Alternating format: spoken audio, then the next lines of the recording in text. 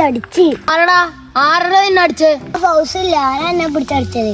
അവന്മാര് നിന്നെ പിടിച്ച് അടിച്ചാ? എന്നാ വാ, ഇപ്പൊ തന്നെ പോയി തിരിച്ചടിക്കാം. വാ കേറ്. കേറ്.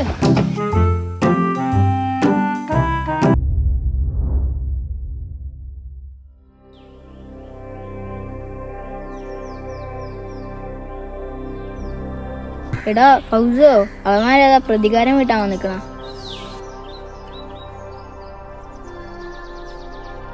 ആരടാ നിന്നെ പിടിച്ച് അടിച്ചേ? അവനാ ഫൗസാ.